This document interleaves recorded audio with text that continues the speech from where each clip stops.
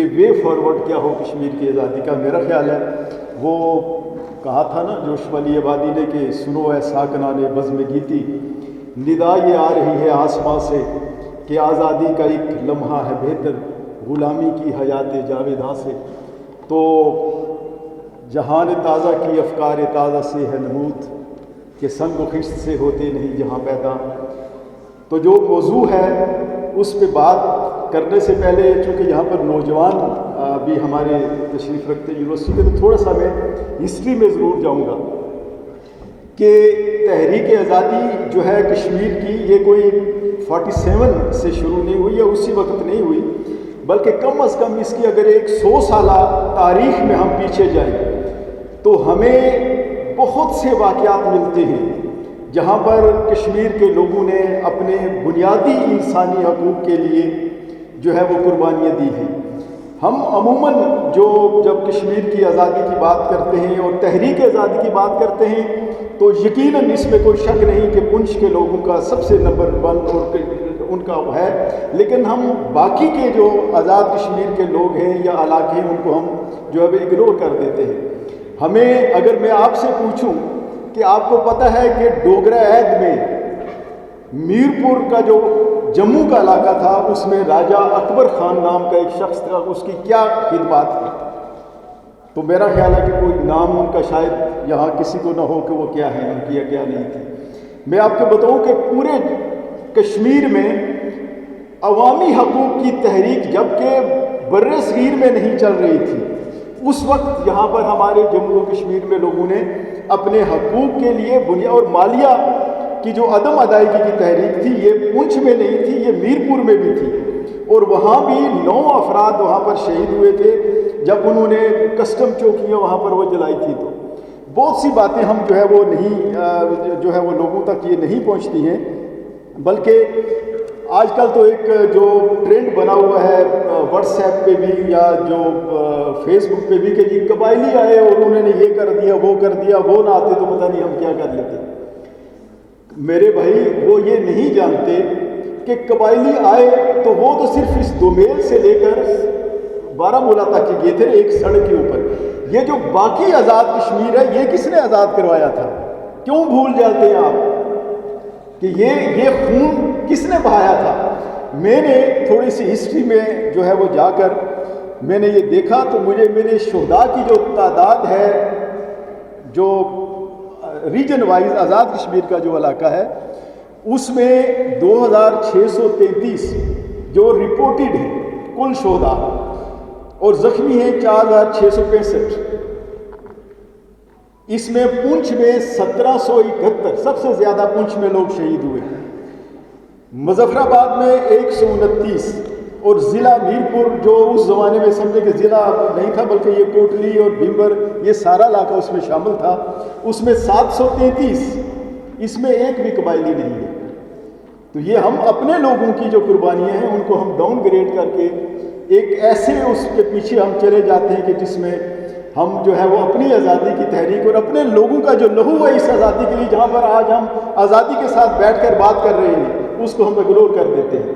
ہمیں اپنے لوگوں کو، ہمیں کیپٹن حسین خان کو یاد رکھنا چاہیے، ہمیں سردار محمد عبد القیوم مجاہد اول کو یاد رکھنا چاہیے، کرنل خان محمد کو یاد رکھنا چاہیے، غازی الہی بخش کو یاد رکھنا چاہیے، سردار فتح محمد کریوی کو یاد رکھنا چاہیے، خان افمان کو یاد رکھنا چاہیے کہ اس کا بھی لہو جو ہے وہ میرپور کی سڑکوں پہ بہا تھا.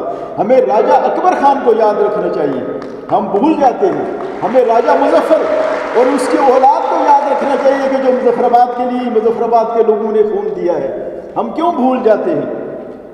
اور جس طرح ہمیں کوئی لگا دیتا ہے کسی راہ پہ اس پہ ہم چڑھ جاتے ہیں اور اپنے حقائق کو جو ہے وہ پیچھے لے جاتے ہیں. میں جو اس پہ جو بات آپ کر رہے ہیں کہ ہمیں وے فارورڈ کیا ہو، دیکھیے وے فارورڈ سب سے پہلے حضرت قائد اعظم نے ہمیں بتایا تھا جب یہاں پر آزاد حکومت کا قیام عمل میں لایا گیا تھا. اور قائد اعظم نے کہا تھا کہ یہ پاکستان میں نے اور میرے پرائیویٹ سیکرٹری اور میرا جو ٹائپ رائٹر ہے ہم نے بنایا. وہ KH خورشید، وہ قائد اعظم جس پر فخر کرتے تھے کہ پاکستان بنانے میں یہ آدمی بھی شامل ہے. آزاد کشمیر حکومت کیوں، یہ ریاست کیوں عمل میں لائی گئی تھی، اس کا جھنڈا الگ کیوں بنایا گیا تھا، اس کا ترانہ کیوں بنایا گیا تھا، اس کا وزیر دفاع کیوں بنایا گیا تھا، اس کا chief of the army staff وہ کیوں بنایا گیا تھا۔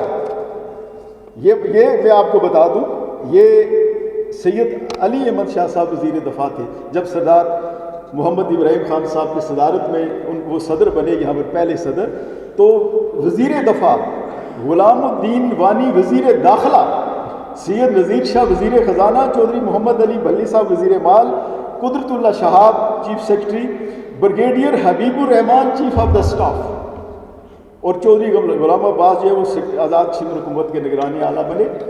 وہ ایک تصور تھا جو قائد اعظم کی موجودگی میں یہ ریاست وجود میں آئی تھی۔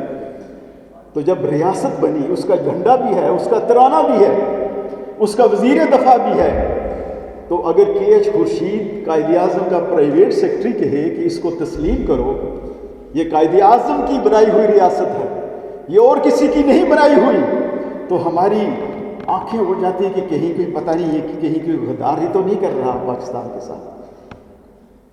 ہمارا تو یہ مینٹل لیول ہمارا یہ ہے کہ ہم قائد اعظم کی بنائی ہوئی ریاست کو تسلیم کرنے میں جو ہے وہ پس و پش سے کام لیتے ہیں۔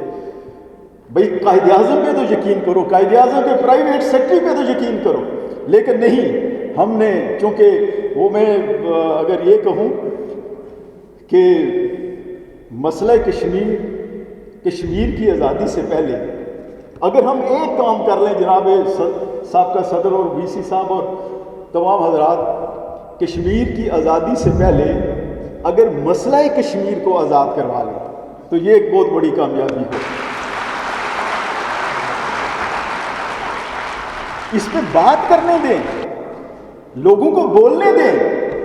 ہمارا خون اگر گرے گا تو اس میں پاکستان جو ہے وہ بولتا ہے۔ ہمارا جو سری نگر سے جو پانی چلتا ہے ان دریاؤں میں اور پاکستان کی زمینوں کو سیراب کرتا ہے، اس میں کشمیریوں کا خون شامل ہوتا ہے۔ پاکستان ہمارے خون میں شامل ہے۔ میں گزارش کروں گا اس اسٹیج کے وساطت سے پاکستان کے لوگوں کو کہ ہم پہ اعتماد کریں، ہم پہ اعتماد کریں، ہم نے کہیں نہیں جانا، مسئلہ کشمیر کو آزاد کریں۔ اور دیکھیے، میں مسلم کانفرنس کی اس قرارداد کو جو 19 جولائی 1947 کو پاس کی گئی، میں سمجھتا ہوں کہ اگر آج بھی اس کو آپ نکال کر اس کی بنیادوں میں کشمیر کی آزادی کی تحریک کو آگے چلائیں گے، اس میں 3 آپشن آپ کو دیے گئے تھے۔ یہ مسلم کانفرنس کی جو ہے قرارداد میں لکھا گیا تھا۔ معذرت کے ساتھ آپ نے UN میں جا کر، نہرو نے تو قبضہ کر لیا تھا سری نگر پہ، وہ کیوں مسئلہ کشمیر لے کر گیا تھا؟ وہ انٹرنیشنل لا سے نکالنے کے لیے، جو آپ کا بر صغیر کی آزادی کا جو ایکٹ تھا اسے نکالنے کے لیے، 2 ممالک کے درمیان علاقائی مسئلہ۔ معذرت کے ساتھ جناب صدر صاحب کا، آپ تو میرا علم کوئی نہیں آپ کے مقابلے میں، لیکن ان مجھے اجازت دیجیے میں کہوں، میں غلط کہہ سکتا ہوں، 100% غلط میری بات ہو سکتی ہے۔ ان قراردادوں نے مسئلہ کشمیر کو 2 ملکوں کا علاقائی تنازع بنایا۔ آج ہم کہتے ہیں دیکھو جی، بھٹو نے شملہ معاہدہ میں کہا تھا ہم کشمیر کا علاقائی فلاں بنا گیا، اور جی ایوب خان ادھر جو ہے وہ ادھر ماسکو میں جا کر اس نے لکھ کر دے دیا کہ ہم آپس میں حل کریں گے۔ اقوام متحدہ کی قراردادوں جو ہیں اسی میں ہے کہ ہم آپس میں بیٹھ کے حل کریں گے، اور دونوں ملکوں کی یہ ذمہ داری تھی۔ اس لیے میں جو گزارش کروں گا کہ وے فارورڈ کے لیے مسئلہ کشمیر کے لیے ہمیں چاہیے اوپن ڈائلاگ کریں۔ دیکھیے، قربانیوں کا جہاں تک بات ہے، انپریسیڈنٹڈ 4 لاکھ قربانیاں جانوں کی 47 میں، اور یہ جو 20-30 سال ہیں 1.5 لاکھ انسان اپنے بچے، اب لوگ اپنی جان قربانی کر چکے ہیں۔ اور وہ کہا تھا کسی نے کہ راستہ ہے کہ کٹتا جاتا ہے، فاصلہ ہے کہ کم نہیں ہوتا۔ اس کا جواب کون دے گا کہ اتنی قربانیوں کے بغیر کے باوجود اگر ہم 70 سال آگے نہیں گئے، ہم 70 سال پیچھے گئے، 47 سے بھی 70 سال پیچھے۔ آج وہاں پر دبئی والے جا کر سری نگر میں اور دوسری جگہوں پہ انویسٹمنٹ کرنے کا ان کا پلان ڈکلیئر کیا ہے۔ OIC کی میٹنگ ہوتی ہے اس میں UAE میں، تو ہمارا وزیر خارجہ، ہمارا وکیل، وہ وزیر خارجہ لابی میں باہر بیٹھا ہوتا ہے، اور ہندوستان کی وہ ہم جانی وہ وزیر خارجہ ہار پہن کر اسلامی ممالک کے جو وہاں پر سٹیج لگا ہوتا ہے اس کے درمیان میں بیٹھی ہوئی ہے۔ تو ان سوالوں کے جواب کون دے گا؟ کون سوالوں کے جواب دیکھا کہ یہ خون رائے گاں کیوں جا رہا ہے؟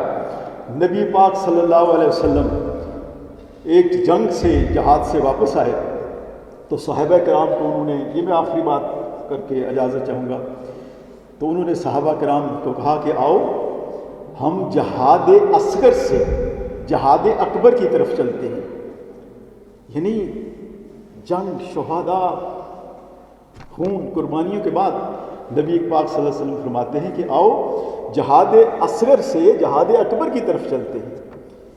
تو وہ جہاد اکبر کیا ہے؟ عصری شعور کی روشنی میں زمانے کے تقاضوں کو سامنے رکھتے ہوئے بر وقت اور زمانے کے حالات کے مطابق فیصلے کرنے کا نام جہاد اکبر ہے۔ اگر آپ درست فیصلے نہیں کریں گے، زمانے کا جو ریکوائرمنٹ ہے اس کی روشنی میں فیصلے نہیں کریں گے، اور 2 لاکھ بندے اور غریبوں کو مروا دو، اور ان کے خون بہا دو، اور بیوہ کروا دو، اور وہاں پر جو ہے نا جی وہ لوگوں کو جو ہے ان کی اکانومی، ان کی تعلیم، ان کا سب کچھ تباہ کر دو، سارا کچھ کر دو، لیکن تم ایک قدم آزادی کی طرف نہیں بڑھو گے جب تک آج کے زمانے کے حالات کے مطابق فیصلہ نہیں کرو گے کہ زمانے میں آج مارکیٹیبل چیز کیا ہے کہ ہم لے کر چلیں اور دنیا ہمارے ساتھ چلے۔ افسوس کی بات ہوتی ہے کہ وہ جن کو ہم امت مسلمہ کہتے ہیں، اور ایک بھی ملک ان میں سے کو ہمارے ساتھ کہیں بات ہوتی ہے، ایک ملک بھی ہمارے ساتھ نہیں ہوتا۔ ہم کیوں اپنے آپ کو دھوکہ دیتے ہیں؟ کیوں اپنے آپ کو جو ہے وہ دھوکہ دے کر ہم کہتے ہیں یہ ہو گیا، فلاں ہو گیا، تقریر کیا ہوئی جناب، فلاں ہو گیا، پھٹیاں باندھی تھی آسانے۔ اور خدا کے بندو، کشمیر کی آزادی بتا دو، کتنے قدم 75-76 سال گزرنے کے بعد کتنے قدم کشمیر کی آزادی کی طرف ہم بڑھے ہیں؟ کیا ہم آگے گئے ہیں یا ہم 70 سال اور پیچھے چلے گئے ہیں؟ اگر 70 سال اور پیچھے چلے گئے ہیں تو پھر یہ وقت آ گیا ہے کہ ایک اوپن ڈائلاگ ہو اور اس چیز کا، اپنی غلطیوں کا ادراک کیا جائے اور ان کو تسلیم کیا جائے، جیسے وہ افریقہ میں کیا تھا نا، اس نے نیلسن منڈیلا نے، اس نے کہا تھا کہ ہم دیکھتے کہ ہماری غلطیاں کیا ہیں۔ غلطیوں کو جب تک ہم ان پہ پردہ ڈالتے رہیں گے کہ غلطیوں اگر بے نقاب ہو گئی تو ہماری بڑی بےزتی ہو جائے گی۔ دو بتائیں کہ کہاں یہ قوم کی، یہ بچوں کا خون، جو کشمیری بچوں کا خون ہے، وہ تقاضا کر رہا ہے کہ اپنی غلطیوں کا ادراک کریں، سرعام ان کو تسلیم کریں، اور پھر لائے عمل بنایا کشمیر کی آزادی کے لیے۔ بہت شکریہ، بہت مہربانی۔